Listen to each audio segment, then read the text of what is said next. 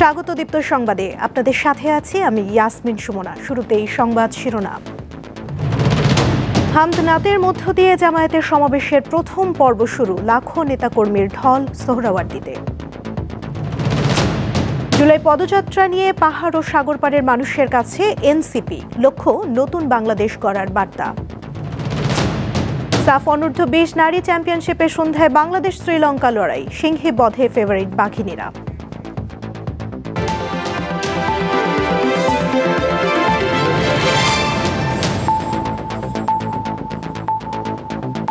এবারে বিস্তারিত। রাজধানীর সোহরাওয়ার্দী উদ্যানে চলছে বাংলাদেশ জামায়াতে ইসলামীর জাতীয় সমাবেশ। সকাল 10:45টার দিকে হামদনাতের মধ্য দিয়ে জাতীয় সমাবেশের প্রথম পর্ব শুরু হয়। মূল অনুষ্ঠান শুরু হবে দুপুর 2টায়। 7 দফা দাবিতে জামায়াতের জাতীয় সমাবেশে এরই মধ্যে মানুষের ঢল নেমেছে।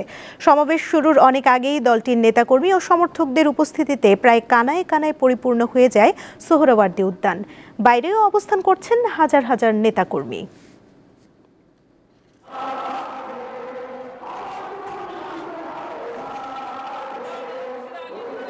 আমাদের দেশটা যেন সুশাসন প্রতিষ্ঠা হয়, আইনি শাসন নিশ্চিত হয়, মানুষ সুবিচার পায়। 24শে জুলাইয়ের প্রত্যেকটা শহীদের রক্তের প্রতিশোধ না নেওয়ার পর্যন্ত, বিচার না হওয়া পর্যন্ত আমরা এই রাজপথ ছাড়বো না, ছাড়বো না, ছাড়বো না। আমাদের এই মহাসমাজটা সারা দেশের মধ্যে একটা আলোড়ন সৃষ্টি করুক এবং আগামী নির্বাচনে মানুষ যাতে দাঁড়িপাল্লার পক্ষে একটা জোয়ার সৃষ্টি হয়, দেখে ভোট দিতে পারে, আমরা সেই প্রত্যাশা জনগণের কাছে করি। জুলাই সনদ এবং সনদ বাস্তবায়ন এবং ঘোষণার জন্য এটা ছাত্র জনতার আকাঙ্ক্ষা। আমরা এটা আমাদের এই 7 দফার অন্যতম একটা দাবি। আমরা বলেছি চলতি জুলাই মাসেই সরকারকে এই জুলাই ডিক্লারেশন বাস্তবায়ন করতে হবে এবং এটার একটা আইনি ভিত্তি দিতে হবে। এ বিষয়ে জানাতে যুক্ত আছেন আমাদের সহকর্মীরা। প্রথমেই যাব সোহরাওয়ার্দী উদ্যান সমাবেশ স্থলে, সেখানে আছেন সহকর্মী নূর আলম। নূর, সমাবেশে অন্যান্য রাজনৈতিক দলগুলোর মধ্যে কাদের আমন্ত্রণ জানানো হয়েছে, আমাদের বিস্তারিত জানাবেন। আপনি জানেন যে জামাতের যে রাজনৈতিক ইতিহাস, সেই রাজনৈতিক ইতিহাসে এবারই প্রথম যে ঐতিহাসিক সোহরাওয়ার্দী উদ্যানে তাদের যে 7 দফা দাবিতে যে জাতীয় সমাবেশ, সেই সমাবেশ কিন্তু সকাল 10টায় অনুষ্ঠিত হয়ে গেছে। এখন কিন্তু বেলা যেহেতু 1টার কিছু বিষয়, আপনি জানেন যে 2টার পরেই কিন্তু তাদের যে আজকের এই যে সমাবেশ, সেই সমাবেশটা অনুষ্ঠিত হবে। এর মধ্যে আমরা দেখেছি যে বিভিন্ন যে কেন্দ্রীয় নেতারা রয়েছে তারা কিন্তু উপস্থিত হয়েছে। তবে এখন পর্যন্ত আমরা যে রাজনৈতিক দলগুলো রয়েছে তাদেরকে আমরা দেখতে পাইনি। তবে যেহেতু জামাতের যে আমিরে জামাত রয়েছেন, তিনি দুপুর 2টায় কিছুক্ষণ পর আসবে। তবে এর মধ্যে যে বিভিন্ন সকল রাজনৈতিক দলকে কিন্তু আমন্ত্রণ জানানো হয়েছে বলে নিশ্চিত করা হয়েছে। আমরা কথা বলেছি জামাতের যে সেক্রেটারি জেনারেল রয়েছে মিয়া গোলাম পরোয়ার, তিনি বলেছেন যে যেহেতু আজকে 7টি দফা প্রেক্ষিতে আমি যদি দফাগুলো একটু দাবিগুলো একটু বলতে, সেটা হচ্ছে জুলাই যে গণঅভ্যুত্থানের শহীদ এবং আহত যে পরিবার রয়েছে তাদের পুনর্বাসন, পিআর পদ্ধতিতে জাতীয় নির্বাচন, প্রবাসীদের যে ভোটের ব্যবস্থা, দুর্নীতিমুক্ত বাংলাদেশ এবং লেভেল প্লেইং যে নির্বাচন যে ফিল্ড নিশ্চিতকরণ, জুলাই গণঅভ্যুত্থানের বিচার, প্রয়োজনীয় মৌলিক সংস্কার এবং জুলাই সনদ ও ঘোষণাপত্র বাস্তবায়ন। এবং এই কেন্দ্র করেই কিন্তু আমরা যেটা দেখেছি যে রাজধানী সহ বিভিন্ন যে জামাতের যে কেন্দ্রীয় নেতারা রয়েছে এর মধ্যে মঞ্চে তারা কিন্তু উপস্থিত হয়েছেন এবং সকাল 10টার পর থেকে দেখছি বিভিন্ন যে সাংস্কৃতিক অনুষ্ঠান, তাদের যে সাংস্কৃতিক যে গোষ্ঠী রয়েছে তারা একের পর একটা সেই কার্যক্রম চালিয়ে যাচ্ছে। এবং এরই মধ্যে যদি বলতে পাই, পুরো সোহরাওয়ার্দী উদ্যানে কিন্তু জনস্রোতে কিন্তু পরিণত হয়েছে। যেহেতু এগুলো পূর্ব কর্মসূচির অংশ হিসেবে জানেন যে 19শে জুলাই অর্থাৎ আজকে কিন্তু তাদের এই জাতীয় সমাবেশ। সেক্ষেত্রে আমরা দেখেছি গতকালকে থেকেই কিন্তু রাজধানী ছাড়াও কিন্তু বিভিন্ন যে এলাকার যারা নেতাকর্মীরা রয়েছে তারা কিন্তু এই সমাবেশ স্থলে আশেপাশে জড়ো হয়েছিলেন। এবং এখন যদি সোহরাওয়ার্দী উদ্যানের পুরো পরিস্থিতি বলতে চাই, সেটি হচ্ছে পুরো কানায় কানায় পরিপূর্ণ হয়েছে। তবে আমরা যেটা কথা বলে জানিয়েছি, এখানে ইসলামী আন্দোলন সহ যে ইসলামিক যেগুলো রয়েছে, নতুন কোনো এই আজকের এই তাদের যে সমাবেশ জাতীয়, এর মধ্য দিয়ে নতুন কোনো চমক আসতে পারে বলে অনেকে ধারণা করছে। আমরা এখানে কেন্দ্রীয় নেতাদের কথা বলছি, তারা হচ্ছে যে তারা যেহেতু জুলাই মাস চলছে এবং জুলাই গণ অভ্যুত্থানকে তারা প্রাধান্য দিচ্ছেন এবং তারা বলছে তাদের এই সমাবেশকে মধ্য দিয়ে কিন্তু রাজনীতির যে নতুন মেরুকরণ সেটা শুরু হবে। এবং তবে আমরা তাদেরকে বলেছিলাম আসলে কাদের কাদের তারা এখানে আমন্ত্রণ আমন্ত্রণ জানিয়েছে। আমরা বলেছেন যে তাদের ইসলামিক আন্দোলন, খেলাফত মজলিস, হেফাজতে ইসলাম সহ যে বিভিন্ন যে রাজনৈতিক দলগুলো রয়েছে, কেন্দ্রীয় নেতা হয়তো 2-1 জনকে আমরা দেখতে পেয়েছি এখানে, তারা এর মধ্যে সভাস্থলে এসেছেন। এবং যদি আরেকটা বিষয় জানিয়ে রাখতে চাই, আজকের এই পুরো জাতীয় যে সমাবেশ রয়েছে, সমাবেশকে কেন্দ্র করেই কিন্তু আমরা দেখেছি 6000 ভলেন্টিয়ার নিরাপত্তা ব্যবস্থার জামাতের যে তারা কাজ করছে 26টি LED লাইটের মাধ্যমে কিন্তু যে ব্যবস্থাপনা সরাসরি কিন্তু আসলে তাদের দেখানো হচ্ছে। এরই মধ্যে সোহরাওয়ার্দী পুরো কানায় কানায় পরিপূর্ণ হয়েছে। আমরা কিন্তু সকাল 10টা কিছুক্ষণ পরেই কিন্তু সমাবেশ স্থলে এসেছি, তখন কিন্তু আমাদের একবারে ঢুকতে খুবই বেগ পেতে হয়েছিল। এরই মধ্যেই কিন্তু যদি সেই বিষয়টা বলতে চাই যে এরই মধ্যে সমাবেশ যেহেতু দুপুর 2টা এখানে পরে কিন্তু তাদের যে মূল আনুষ্ঠানিকতা, সেই মূল আনুষ্ঠানিকতা এর মধ্য দিয়ে কিন্তু আসলে এখানে বক্তব্য রাখবেন আজকের যে জাতীয় সমাবেশ, সেই সমাবেশের সভাপতিত্ব করবেন বাংলাদেশ জামায়াতে ইসলামের যে আমির রয়েছেন ডক্টর শফিকুর রহমান, তিনি এখানে বক্তব্য রাখবেন।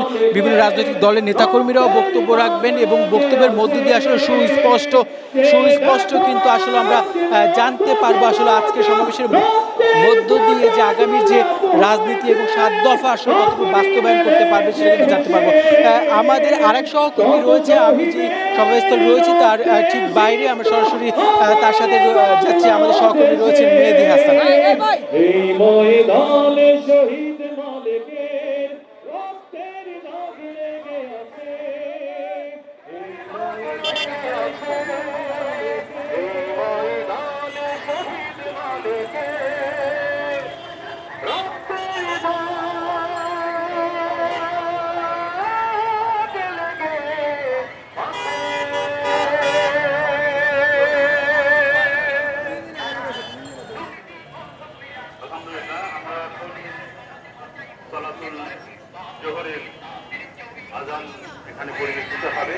নূর, আপনাকে ধন্যবাদ। জামায়াতে ইসলামের জনসভাকে কেন্দ্র করে রাজধানীতে নিরাপত্তা ব্যবস্থা জোরদার করেছে ঢাকা মহানগর পুলিশ। নগরীর কোথাও যেন অপ্রীতিকর পরিস্থিতি তৈরি না হয় সেজন্য অতিরিক্ত পুলিশ মোতায়েন করা হয়েছে। সকালে ডিএমপির ব্রিফিংয়ে এসব তথ্য জানানো হয়। মহানগরীর শান্তি স্বাভাবিক যে আইনশৃঙ্খলা সেটা রক্ষার জন্য আমাদের করণীয় আমরা সবকিছুই করছি। আমাদের কাছে অপ্রীতিকর কোনো ঘটনার তথ্য নেই, তবে আমরা সতর্ক অবস্থায় রয়েছি। ঢাকায় জামায়াতে ইসলামের সমাবেশে যোগ দিতে আসার পথে ফরিদপুরের ভাঙ্গায় সড়ক দুর্ঘটনায় মারা গেছেন 2 জন। তারা হলেন খুলনার দাপক উপজেলার জামায়াতের আমির আবু সাইদ। অপরজনের পরিচয় এখনও পাওয়া যায়নি। গত রাত 3টার দিকে ভাঙ্গার ঢাকা মাওয়া এক্সপ্রেসওয়েতে এই দুর্ঘটনা ঘটে। পুলিশ জানায় সোহরাওয়ার্দী উদ্যানে জাতীয় সমাবেশে যোগ দিতে খুলনা থেকে কর্মী সমর্থকদের নিয়ে রওনা করে একটি বাস। এক্সপ্রেসওয়ের প্রবেশ মুখে বাসটি দাঁড়ালে পেছন থেকে পরপর 2টি বাস ও একটি পিকআপ ধাক্কা দেয়। এতে ঘটনাস্থলেই প্রাণ হারান আবু সাইদ। আহতদের উদ্ধার করে হাসপাতালে নিলে চিকিৎসাধীন অবস্থায় মারা যান জামায়াতের এক কর্মী। দুর্ঘটনায় আহত হন অন্তত 10 জন।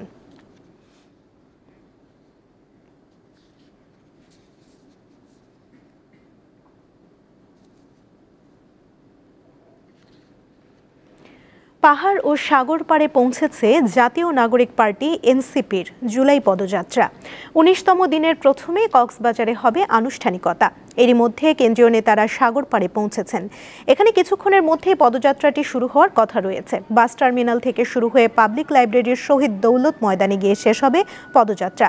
পরে সেখানেই পথসভা হওয়ার কথা রয়েছে। কর্মসূচিকে ঘিরে পর্যাপ্ত নিরাপত্তার ব্যবস্থা নিয়েছে আইন শৃঙ্খলা রক্ষাকারী বাহিনী।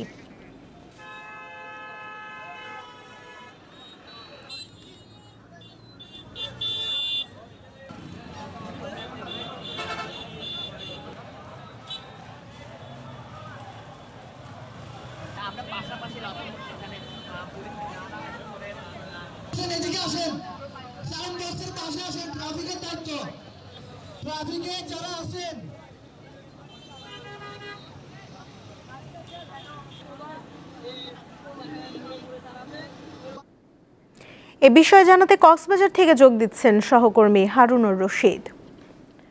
হারুন, পদযাত্রায় দলটির নেতাদের মধ্যে কারা উপস্থিত আছেন?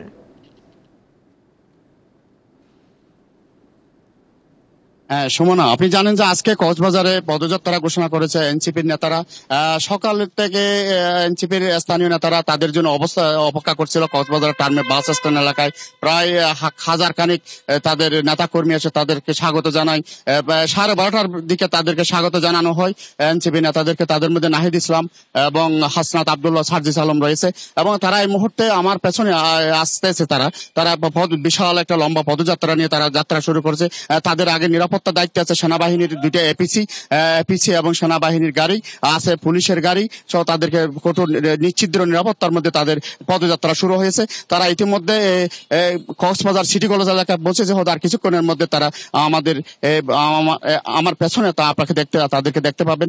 তারা নতুন দেশ গড়তে পদযাত্রা জুলাই পদযাত্রা ঘোষণা দিয়ে তারা এই কর্মসূচি ঘোষণা করেছে। তারা কিছুক্ষণ পরে কক্সবাজার শহীদ দৌলত ময়দানে গিয়ে তারা সেখানে পথসভায় মিলিত হবেন।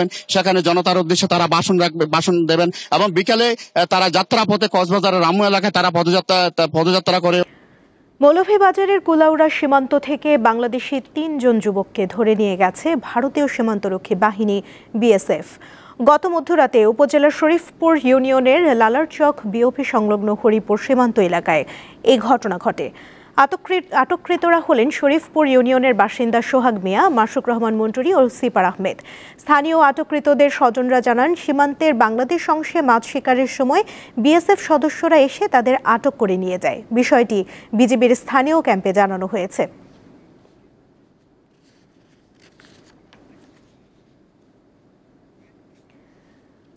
জাতীয় নাগরিক পার্টি এনসিপির সমাবেশকে কেন্দ্র করে গোপালগঞ্জে সহিংসতার পর জারি করা কারফিউ আজ রাত 8টা পর্যন্ত শিথিল করা হয়েছে। গত বুধবার আওয়ামী লীগ ও নিষিদ্ধ ঘোষিত ছাত্রলীগের নেতাকর্মীরা এই হামলা চালায়। সহিংসতার ঘটনায় মৃত্যু হয় 5 জনের। জেলা প্রশাসনের পক্ষ থেকে জানানো হয়েছে, গোপালগঞ্জের সার্বিক পরিস্থিতি ও আইন শৃঙ্খলা রক্ষাকারী বাহিনীর সঙ্গে আলোচনা করে পরবর্তী সময়ে কারফিউ নিয়ে সিদ্ধান্ত নেওয়া হবে। কারফিউ শিথিলের আদেশের পর ধীরে ধীরে স্বাভাবিক হতে শুরু করেছে জনজীবন। রাস্তাঘাট ও বাজারে বাড়ছে লোক সমাগম। নিত্য প্রয়োজনীয় জিনিস কিনতে দোকানপাটেও রয়েছে ক্রেতাদের ভিড়। গণপরিবহনও চলাচল শুরু করেছে।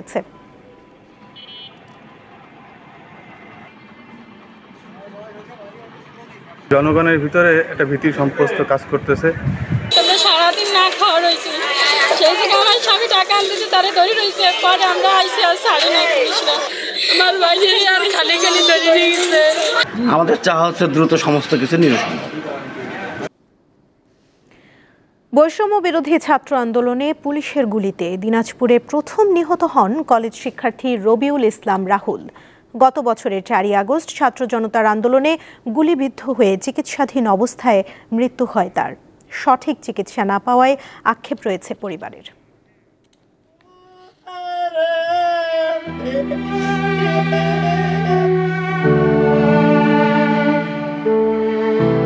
ছেলের কথা মনে করে প্রায়ই কান্নায় ভেঙে পড়েন ফরিদা বেগম। জুলাই আগস্ট আন্দোলনে দিনাজপুরে প্রথম শহীদ রবিউল ইসলাম রাহুলের হতভাগা মা তিনি। শুধু তিনি নন, রবিউলের দাদিরও এখন চোখের পানিতে বুক ভাসে। কলেজ শিক্ষার্থী রাহুল 3 ভাই বোনের মধ্যে ছোট হওয়ায় আদর একটু বেশি। ভালো ব্যবহার ছিল রাহুলের, সব সময় হাসি খুশি মনে থাকতো। কেউ বুঝতে পারেনি যেগুলো কত কষ্ট হয়েছে কি এরকম। লেখাপড়াও ভালো ছিল। ওকে যখন আমরা বলতাম, মানে সবাই তো অনেক কিছু করতেছে, তুই কি করবি, তো ওই সময় বলছিল হচ্ছে যে তোদের থেকে আমি সব থেকে বড় কিছু করে দেখাই দিব। 2024 সালের 4 আগস্ট মিছিলে দিনাজপুরের অর্ধশতাধিক শিক্ষার্থী আহত হয়। গুলিবিদ্ধ রাহুল দিনাজপুর মেডিকেল কলেজ হাসপাতালে প্রাথমিক চিকিৎসা শেষে বাড়ি ফেরেন, কিন্তু অবস্থার অবনতি হলে 9 আগস্ট আবারও তাকে দিনাজপুর মেডিকেল কলেজ হাসপাতালে নেওয়া হয়। চিকিৎসাধীন অবস্থায় মৃত্যু হয় তার। মেডিকেলের প্রাথমিক চিকিৎসা ওরা বলছে যে এখানে অ্যাবসেট করা আসলে সমস্যা হবে, আপনারা আমরা সাধারণ ট্রিটমেন্ট দিচ্ছি, আপনারা ড্রেসিং করে বা ট্রিটমেন্ট করে আপনারা বাসায় চলে যান, 1 মাস বা 1.5 মাসের মধ্যে আসেন, আমরা দেখবো। তবে এখন পুলিশকে আসলে পুলিশ আসতে পারে, সমস্যা হতে পারে, আপনারা নিয়ে যান, এমন বলছিল মেডিকেল হসপিটাল। ওখান থেকে আমরা নিয়ে আসার পরে 2 দিন পরে এই সমস্যাটা আসলে এই গুলিবিদ্ধ হয় এবং তার শ্বাসনালীতে আপনার টিয়ার সেলের ধোঁয়া ঢুকে পড়ে। তো সেটা নিয়ে সে হাসপাতালে চিকিৎসার জন্য যায়। চিকিৎসার জন্য গেলে আপনার সেখানে ডাক্তার তাকে চিকিৎসা দিয়ে, যেহেতু ওই মুহূর্তে আবার গ্রেফতার হওয়ার ভয় ছিল একটা, যার কারণে সে হচ্ছে হাসপাতালে অ্যাডমিটেড হয় নাই। আন্দোলনের সামনের সারিতে থেকে নেতৃত্ব দেন রাহুল। এক পর্যায়ে পুলিশের গুলি ও টিয়ার সেলে আহত হয় সে। ভর্তি করিয়া সঙ্গে সঙ্গে ডাক্তার কয়েছে আইসি রুমে নিতে হবে। আইসি রুম নিয়ে তখন কিছুক্ষণ পরে কয়েছে লাইফ স্টাইল মধ্যে নিতে হবে। ওইটা নিয়ে তখন এই 2-3 দিন থাকার পরে মারা গেল। আর ছেলেটা ঘুরিয়ে আসছিল না, আমার শেষ হয়ে গেল। ও আমার অবলম্বন ছিল। এ ঘটনায় গত বছর 7 সেপ্টেম্বর একটি হত্যা মামলা দায়ের করে রাহুলের পরিবার। দীপ্ত, বার্তা কক্ষ। জুলাই অভ্যুত্থানে দেশের বেসরকারি বিশ্ববিদ্যালয়ের শিক্ষার্থীদের অবদান স্মরণ করে শুক্রবার রাতে রাজধানীতে বর্ণিল আয়োজনে উদযাপিত হয়েছে বেসরকারি বিশ্ববিদ্যালয়ের শিক্ষার্থীদের প্রতিরোধ দিবস। গান আর কথামালায় এতে ধ্বনিত হয় নতুন বাংলাদেশ গড়ার প্রতিশ্রুতি। ড্রোন শোর রঙিন আলোয় রাতের আকাশে ভেসে ওঠে জুলাই অভ্যুত্থানের খণ্ড খণ্ড স্লোগান, যেখানে রয়েছে ক্ষমতাচ্যুত শেখ হাসিনা সরকারের বিরুদ্ধে ছাত্র জনতার তীব্র ক্ষোভ ও দ্রোহ। রাজধানীর হাতিরঝিলের এমপি থিয়েটারে হাজারো দর্শক উপভোগ করেন বর্ণাঢ্য এই প্রদর্শনী। 24 জুলাই গণঅভ্যুত্থানে বেসরকারি বিশ্ববিদ্যালয়ের শিক্ষার্থীদের প্রতিরোধ স্মরণে এ আয়োজন করে সংস্কৃতি বিষয়ক মন্ত্রণালয়। অনুষ্ঠানে বুয়েট ছাত্র আবরার ফাহাদ হত্যাকাণ্ড থেকে শুরু করে জুলাই আন্দোলনে গড়ে তোলা বেসরকারি বিশ্ববিদ্যালয়ের শিক্ষার্থীদের প্রতিরোধের উপর ভিত্তি করে 3টি প্রামাণ্যচিত্র দেখানো হয়। এতে জুলাইয়ের দ্রোহ ও বিজয়ের গান পরিবেশন করেন দেশের নামকরা শিল্পীরা। অন্তর্বর্তী সরকারের কয়েকজন উপদেষ্টা এবং শহীদ পরিবারের সদস্যদের পাশাপাশি বিশিষ্ট ব্যক্তিরা এই আয়োজনে শামিল হন। শিউলি শবনম, দীপ্ত সংবাদ, ঢাকা। নন্দিত কথা সাহিত্যিক হুমায়ুন আহমেদের 13তম মৃত্যুবার্ষিকী আজ। 2012 সালের এই দিনে যুক্তরাষ্ট্রে চিকিৎসাধীন অবস্থায় মারা যান তিনি। তাকে হারানোর শোক এখনও পাঠকদের মনে। মৃত্যুবার্ষিকী উপলক্ষে নুহাশপল্লীতে রয়েছে নানা আয়োজন। পাশাপাশি লেখকের জন্মস্থান সহ সারা দেশেই হুমায়ুন ভক্তরা স্মরণ করছে প্রয়াত এই চলচ্চিত্রকারকে। হুমায়ুন আহমেদ 1994 সালে 21 পদক লাভ করেন। এছাড়া তিনি বাংলা একাডেমি পুরস্কার, হুমায়ুন কাদের স্মৃতি পুরস্কার, লেখক শিবির পুরস্কার, জাতীয় চলচ্চিত্র পুরস্কার ও বাচসাস পুরস্কার লাভ করেন।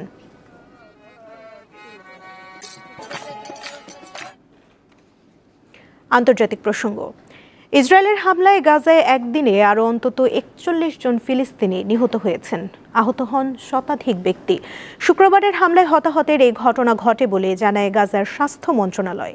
এ নিয়ে উপত্যকাটিতে মোট প্রাণহানির সংখ্যা বেড়ে 58,667 জনে দাঁড়িয়েছে। ফিলিস্তিনের স্বাধীনতাকামী সংগঠন হামাস জানিয়েছে, সব বন্দির মুক্তির বিনিময়েও নতুন একটি যুদ্ধবিরতির প্রস্তাব প্রত্যাখ্যান করেছে ইসরায়েল। এই চুক্তি না হলে দীর্ঘ লড়াইয়ের জন্য প্রস্তুত বলে জানিয়েছে হামাসের সামরিক শাখা কাসেম ব্রিগেড। দ্রুত যুদ্ধবিরতি কার্যকরের লক্ষ্যে দুই পক্ষের সাথে আলোচনা চালাচ্ছে মধ্যস্থতাকারী কাতার ও মিশর, যেখানে 60 দিনের যুদ্ধবিরতির বিনিময়ে সব বন্দীদের মুক্তির প্রস্তাব দেয়া হয়েছে।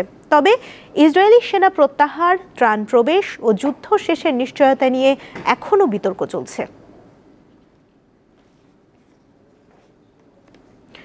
যুক্তরাষ্ট্রের মধ্যস্থতায় যুদ্ধবিরতিতে সম্মত হয়েছে সিরিয়া ও ইসরায়েল। বিষয়টি নিশ্চিত করেন তুরস্কে নিযুক্ত যুক্তরাষ্ট্রের রাষ্ট্রদূত টম ব্যারাক। সামাজিক মাধ্যমে দেয়া এক পোস্টে তিনি জানান, এই চুক্তিকে যুক্তরাষ্ট্র সমর্থন করেছে। পাশাপাশি তুরস্ক, জর্ডান সহ সিরিয়ার প্রতিবেশী দেশগুলো এই যুদ্ধবিরতিকে স্বাগত জানিয়েছে। এ সময় জাতিগত সহিংসতা থামাতে ড্রুজ, বেদুইন এবং সুন্নি সম্প্রদায়ের প্রতি আহ্বান জানান টম ব্যারাক। গেল বুধবার সিরিয়ার রাজধানী দামেস্কে সরকারি স্থাপনা লক্ষ্য করে বিমান হামলা চালায় ইসরায়েল। তেল আবিবের দাবি, আরব ধর্মীয় সংখ্যালঘু ড্রুজ সম্প্রদায়কে লক্ষ্য করতেই এই হামলা চালানো হয়। গেল এক সপ্তাহ ধরে সিরিয়ার সুয়েইদা প্রদেশে ড্রুজ ও বেদুইন সম্প্রদায়ের মধ্যে ব্যাপক সংঘর্ষ চলছে।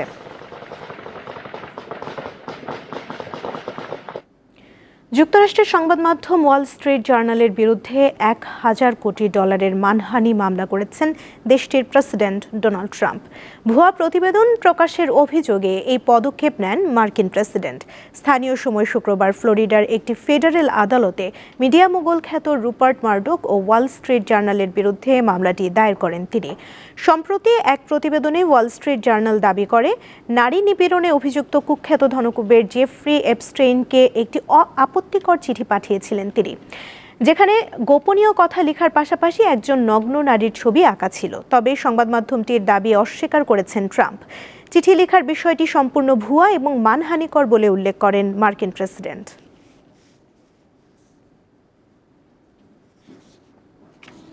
খেলার খবর। অনূর্ধ্ব-20 নারী সাফ চ্যাম্পিয়নশিপে নিজেদের পঞ্চম ম্যাচে শ্রীলঙ্কার মুখোমুখি হবে বাংলাদেশ। খেলা শুরু সন্ধ্যা 7টায়। এবারের আসরে এখন পর্যন্ত অপরাজিত দল বাংলাদেশ। 4 ম্যাচের সবগুলোতে জিতে পয়েন্ট টেবিলের শীর্ষে তারা। এবার তাদের সামনে এক ম্যাচ হাতে রেখেই শিরোপা নিশ্চিতের হাতছানি। তবে তা নির্ভর করছে ভুটান আর নেপালের ম্যাচের ওপর। নেপাল যদি পয়েন্ট হারায় তবেই সুযোগ থাকছে বাঘিনীদের। এছাড়া প্রথম লেগে শ্রীলঙ্কাকে 9-1 গোলে উড়িয়ে দেওয়ার সুখস্মৃতি আছে বাংলাদেশের মেয়েদের। এবার দ্বিতীয় লেগেও তাই জয়ের দিকেই চোখ রাখছে তারা।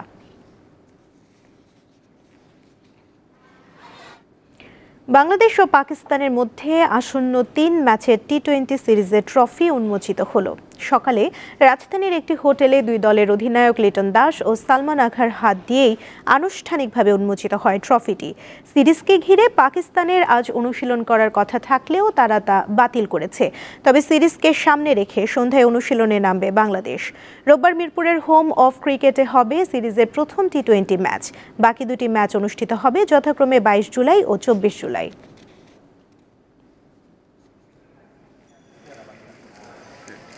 দীপ্ত সংবাদ শেষ করার আগে শিরোনামগুলো জানিয়ে দিচ্ছি আরও একবার।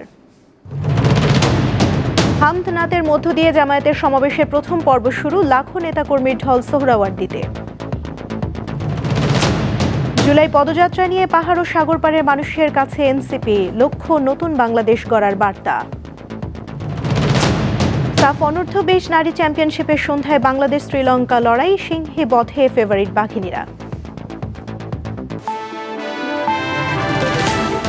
এই ছিল এখনকার মতো। পরবর্তী সংবাদ বিকেল 5টায় দেখার আমন্ত্রণ রইল। এছাড়া আরও তথ্য এবং বিনোদন জগতের নানা খবর পেতে যুক্ত থাকুন দীপ্ত ডিজিটাল প্ল্যাটফর্মের সাথে। ধন্যবাদ সবাইকে।